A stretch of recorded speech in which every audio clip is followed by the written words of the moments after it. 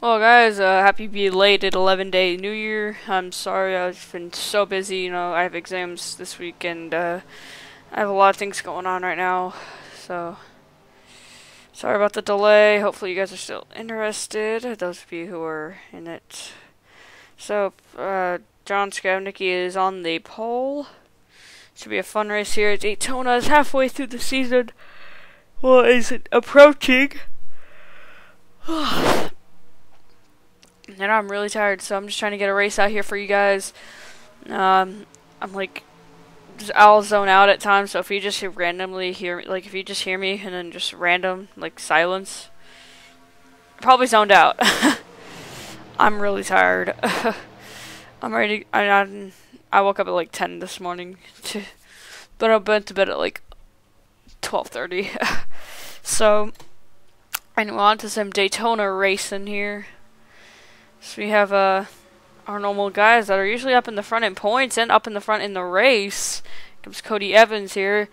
He's our highest non-points or non-win points leader. Dylan Thoreau holds the overall points lead, but Cody Evans leads the ones without a win. He is 10 in front of Sam Young in the 18.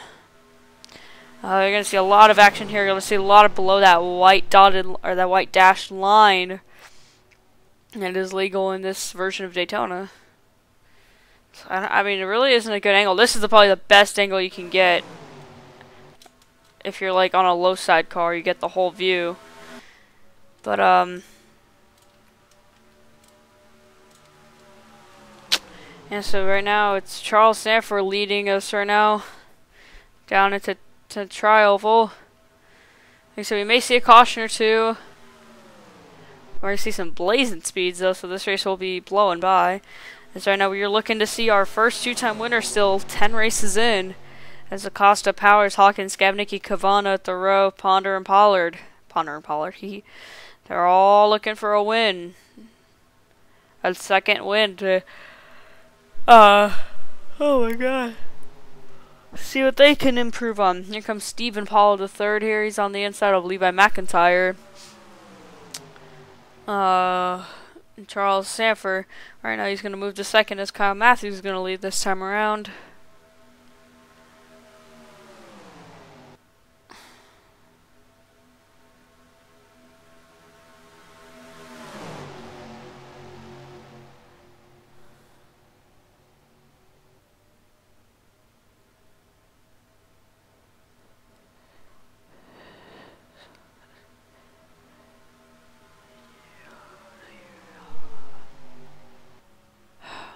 Oh my god. I almost fell asleep. That would have been hilarious. I would have died laughing. Oh man. So Charles Sanford holding on to that lead. That high side will prevail if you make it work. If you want it to work. If you get enough people up there. We've seen not a lot of moving here up in the front here. We've seen Sanford lead a few laps here. Is he looking to make something happen? Hold up for the screen freeze for a second. Okay. As in general, mainly everybody is close in points. Like the top 21. Oh my god. The top 21 are in the 200 points, and then the last person with at least 9 runs is Alan Cavanero with 108. So I mean, like I said, everybody's still kind of in the margins, but it's gonna take a while for some of these guys to really move their way up unless they get a win. Like I said, Mason Powers, the lowest winner here in standings, 32nd in points. Luckily, the rule for the NRSL Napa Cup Series changed to where you had to be 30th or up in points. Now it's just if you win, you're in no matter what. So 7 green flag laps, and Sanford has led almost all of them.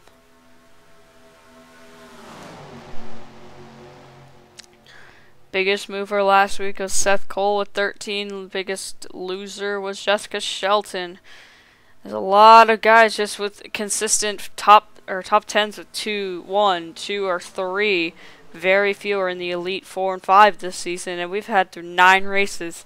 So you can tell this is a pretty strong field. It's not just a few dominant cars. There's only 2 cars with 5 top 10, or yeah, 2 cars, Cody Evans and Henry Cavana. Cody Evans hasn't even won a race. But there are 3 drivers of what I'm looking at with 5 or 3 top 5s. And that is Pericles, Cody Evans, and Dylan Thoreau. So Cody Evans, I mean, he deserves that second place spot right now. He just wants to. He just needs to come out clutch with a win. And Sanford will not lead a lap to him unless he makes his car into maximum overdrive. Here comes Brian Lenning to the front now.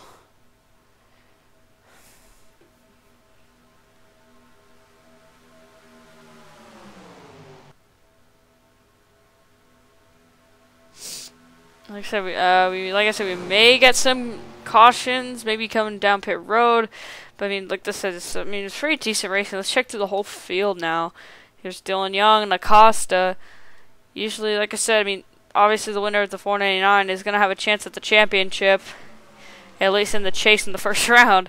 Speaking of Cody Evans, there he is with Sam Young in the 18. I just want to see that points battle. I don't want to check Dylan Thoreau. I don't know where he is. He's in 9th last time he went around. There he is. So Cody Evans will not improve.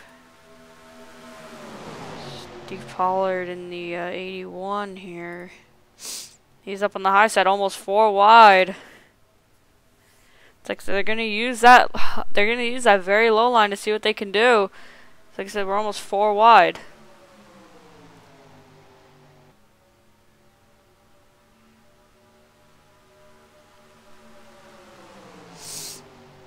Just wanted to point this out.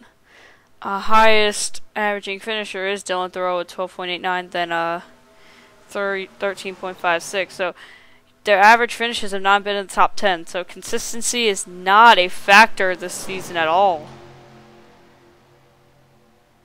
Consistency not a factor at all. Oh no! Skabnicki goes airborne! His caution is out as you see him in the corner of my eye. He's barrel rolling. Oh my god, oh my god, oh my gosh. Skabnicki, I don't even know how many tumbles he took. But yeah, that car's done for the day.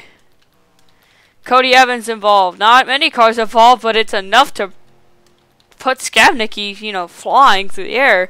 As Patrick Warren's going to lead us. What happened to lead this miraculous crash? So, Chris Washer and Eric Powers here, they make contact, slide up into Skabnicki. And Skabnicki takes a wild right onto the catch fence. Goes about 30 feet in the air. And then, I don't know how he barrel rolls here. This is what I want to understand. So, here's 1, 2, 3, 4, 5, 6, 7, 8, 9, 10, 11, 12, 13, 14, 15, 16, 17, 18, 19, 20, 21, 22, 23. Countless times. Let's watch it in regular speed again. Skabnicki. Jesus Christ.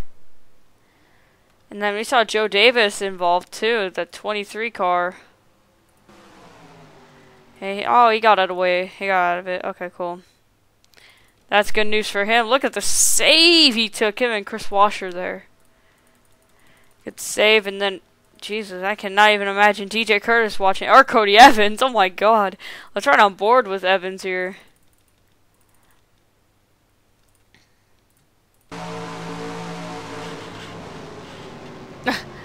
He sees a flying Skabnicki. And then he sees him tumbling. Let's ride in the cockpit of a Skabnicki here to see what he experienced.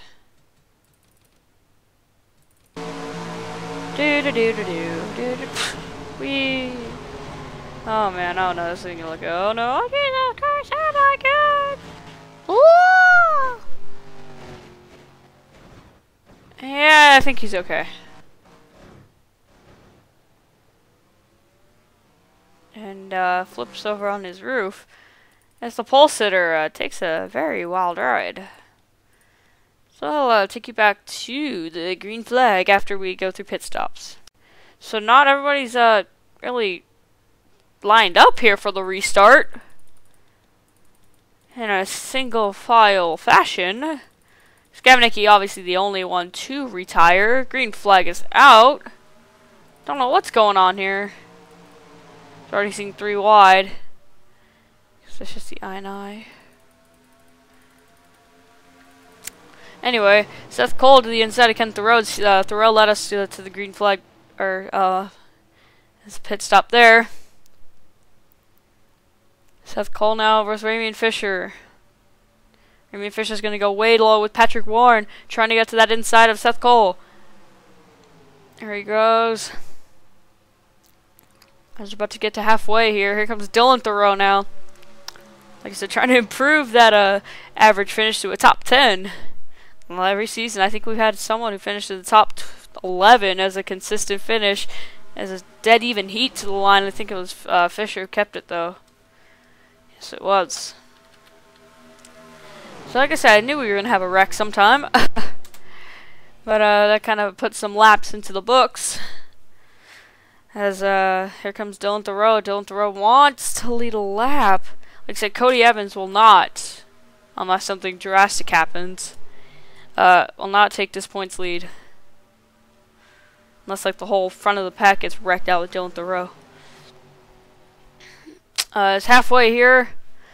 Here comes Ramian Fisher with a huge head of steam, but so does Patrick Warren. They're going to be 3 wide to the line. I don't think any of them saw that coming. Here comes Theo Segal trying to force 4 wide, but now they're 3 wide for second. As here comes Ramian Fisher to the lead. And Thoreau's gonna get that run on that high side. He's gonna try, but Fisher shut the door. Here comes Theo Segal and Cody Lamas. Lamas has not won a race in a long time, so he's hungry for a win. That 48 car is the highest, or he's the most winningest driver in NCS. So 14 laps to go here at Daytona. As Segal tried to go with Fisher, but Lamas was there. But now Segal's going to get a nice run into turn 1, or to turn 2. And it'll work, and they'll keep the top 2 spots. Lamas, and here comes Steve Pollard now. Here comes Segal to the lead. Here comes Dylan Thoreau with a huge head of steam. They have a huge run. The suck up on this track is massive. So they're going to be side by side, but it's Segal. Here comes Lamas, though, 3 wide. He's going to try it. No.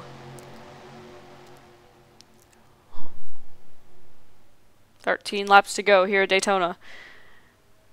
Next week we go to Martinsville. Then we head to Indianapolis Auto Club, Watkins Glen, and Charlotte. I say it every week, but I like to let everyone know what's going on. Like I said, 3 race elimination rounds. And then bam. And then 3 more races, bam. 3 more races, bam. Then the finale. So it'll work with, I think I said 12 drivers. No. Why did I say 12? 16 drivers. What am I saying? 16 drivers. So we're still looking at 15 winners if we're projecting that. Plus 1 driver in on points. Like I said, I think Sam Young and Cody Evans are going to really battle for that one pretty hard. Next one is Ken Thoreau, Harpold, and Pericles. Some of those guys are in the bottom, though. Sanford, Fisher, Talampis, Shelton, Davis, Brockman, those guys down there, they just want to see if they can get lucky one week and win. As Thoreau leads a lap. Segal and Thoreau have been battling for about 3 laps now. So we're getting 11 to go. Like I said, always going to have an interesting time at a super speedway at Talladega. That'll definitely be something there. Chicagoland and then Rockingham are the first 3 races. Like I said, 3 completely different tracks. We're going to decide who really has the outings on all three of those tracks. Super Speedway is just a gimme one. And then Chicagoland, who has the really intermediate speed, and Rockingham, who has the tire conservation and short track skill. Then next week, or the next chase race is Homestead, Texas, South Boston. Obviously, South Boston, who can run the short track really well, who can run the fast track at 1.5 miles of Texas, and who can run the oval of Homestead. And Lamas would definitely be a favorite for Homestead if he makes it into the chase. Then Kentucky, who can have the wide lane to Kentucky. Sonoma, who's got the road course skills in them, as we got 9 laps to go. And Pensacola is a gimme with the super speedway. So definitely interesting chase races here, is what can happen throughout the rest of the season. Like I said, we still got 5 more races after this to determine who's going to be your top 16. Like I said, obviously there's going to be 1 driver on points, so those of them in the top 5 and the non-wins points, obviously going to try everything they can, get consistent top 5s, top 10s if they cannot have a chance at a win.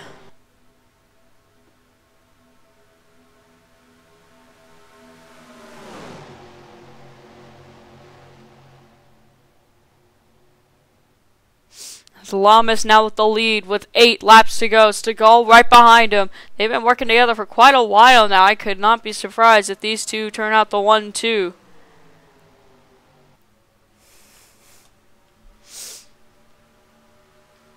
Like I said, guys, sorry for the huge delay. Like I said, I mean, I'm just so caught up in everything right now.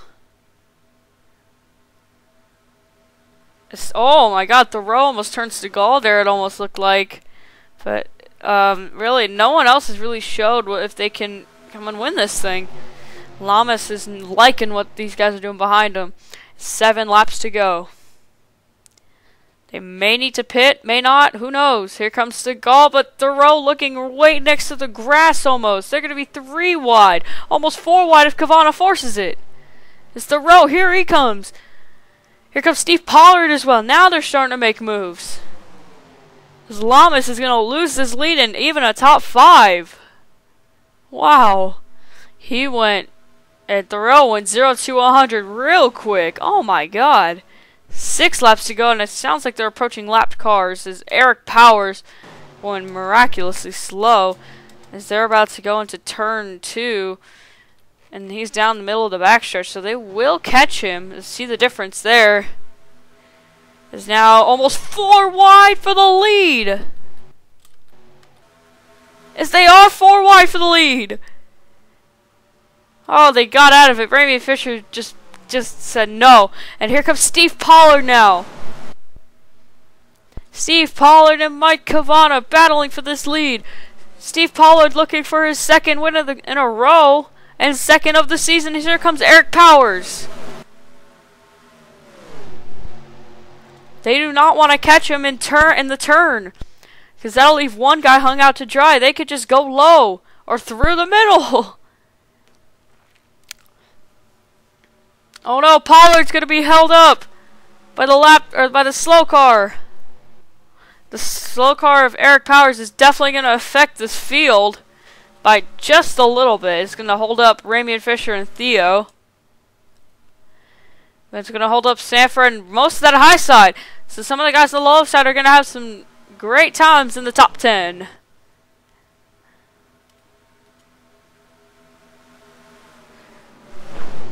And he needs to get out of the way. They got 5 laps to go. Let's get back into this lead here. And they're approaching Ryder Smith. They will probably catch him late in the race. Here comes Pollard and Cavana battling once again for a position for the win. Dylan Thoreau, though, hanging in there as well. Remember, this 21 car has history in Daytona.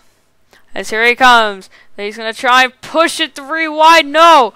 But he did push Pollard to that lap. 3 laps to go here at Daytona. Right now, the guys who are getting held up by Eric Powers are just not having a shot right now, as it's the top 9 have broken away. Eric Powers still holding up this field. Oh my gosh. Thoreau, and here comes Cavano once again. Here comes Thoreau this time. Thoreau's just helping anybody on the bottom. He's gonna try and push Cavano out of the way. Here he comes. Cavano and Thoreau side by side. 2 laps to go. They are approaching Ryder Smith. Here comes Steve Pollard. And that's Patrick Warren and Cody Lamas to the top 5. Lamas with the top 5 would be really good for his confidence level going into these next races. Auto Club and Charlotte are 2 big tracks he can easily win at.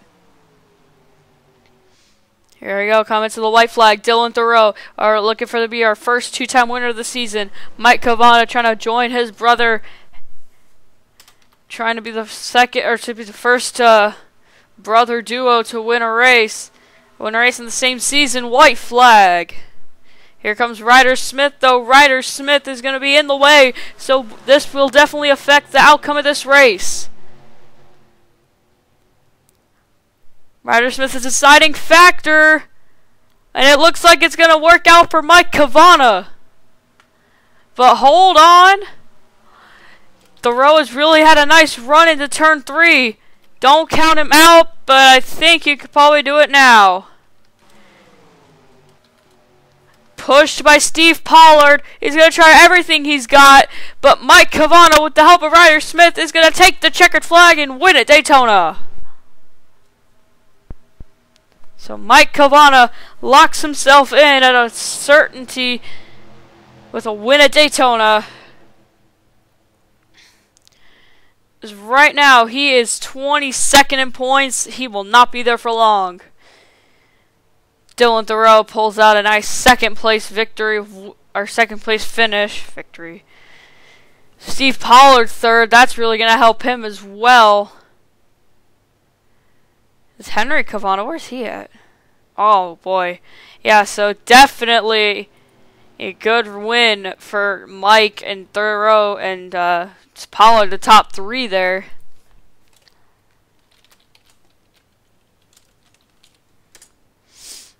As what a great run we've had today. Skabnicki unfortunately had that huge crash. Has